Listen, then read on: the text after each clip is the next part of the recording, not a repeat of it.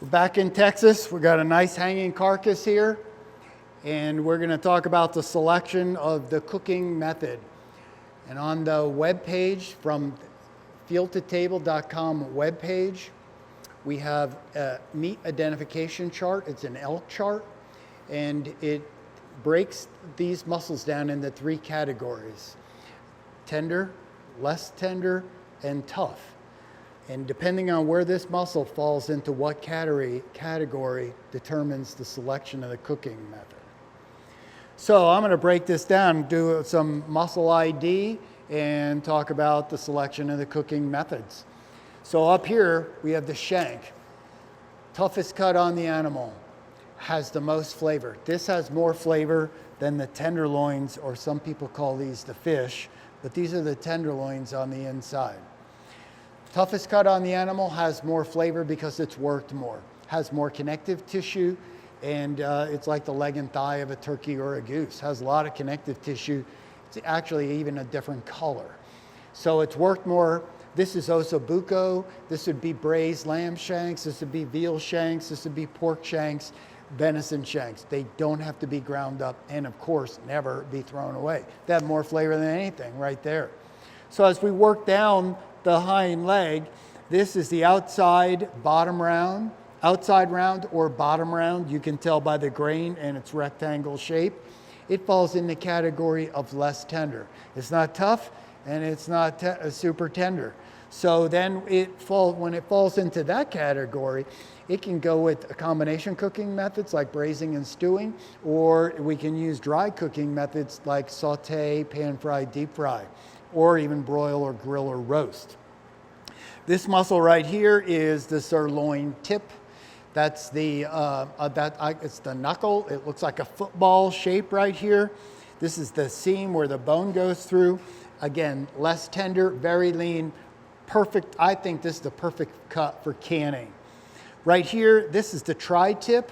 So that when you go out there and you order in the meat counter and you get that nice big chunk of beef tri-tip, that's what it is. On a small deer, it's not that big, but that's where it's located.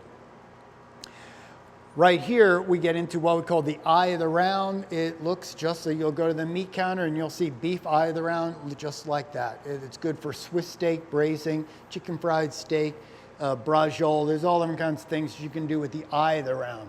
That muscle is located between the outside round and the inside round. This is the inside round or top round, most tender cut on the hind leg. This is also the most abused muscle because people split it down to the pelvic bone, and the birds and the magpies and everybody knows where that is. Dry cooking methods, high heat, fast. Same cuts here as you would here. So you can cut a roast, you can cut chops, you can cut medallions or cutlets out of this just like you do this. High heat, fast, and always served rare, with the exception of bear, poultry, and pig. You want to cook it well done. So then inside here on this shank, we have the heel, which is also part of the shank, and it's a tough cut. So tough cuts get brined, they get marinated, they get ground, they get cut into stew, they get braised, they get slow cooker, pressure cooker, those types of cuts. Now, if we had a fall bear, and we had a hind leg like this full of fat, then we could slow cook it like on a barbecue. So we could barbecue because of the fat content, which we don't have here in this venison. Then we got up here, this is the sirloin butt right up here, also a tender cut. So on a deer, it's not that big. On an elk, it's pretty good. You have a cap on here that you can peel off and grill or saute, but this is the butt on either side.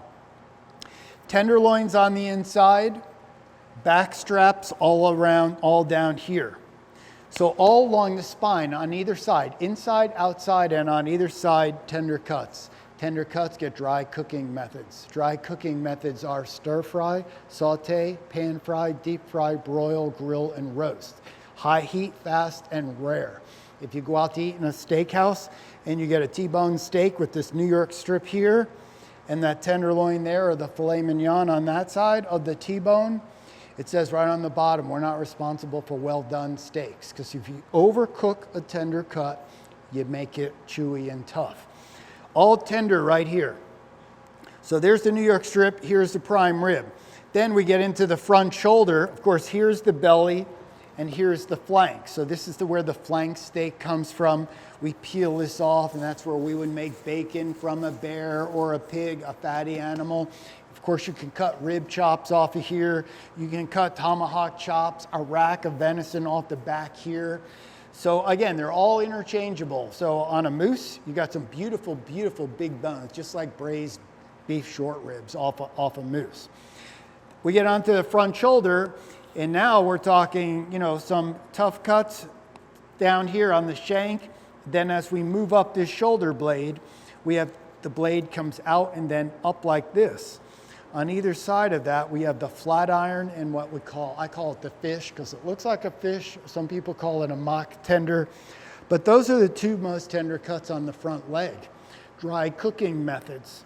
So from a chef's perspective, all tender cuts get dry cooking methods.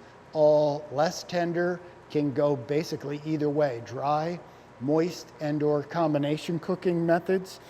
And then the tough cuts, we use combination cooking methods like stewing, braising, and even pressure cookering these. These are the ones that I like to brine and or pickle.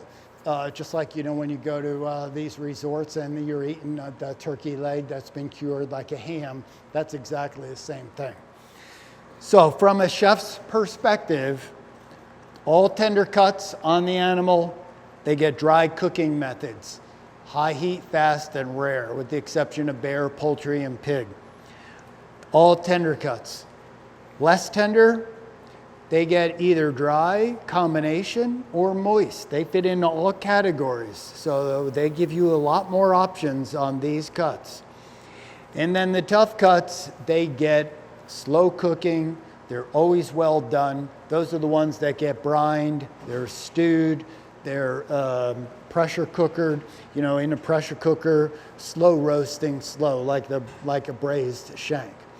So our objective here is for you to be able to go to the freezer, pull out a piece of meat, look at it and say, that's a tender, that's less tender, that's tough, and be able to pair the proper cooking method with that muscle.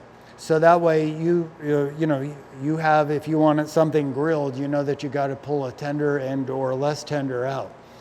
So that's our objective, is for you to be able to pick that out. You should be able to go to the elk chart on our From Field to Table webpage, and it will actually give you the photographs and pair those cooking methods with each one of those categories of meat.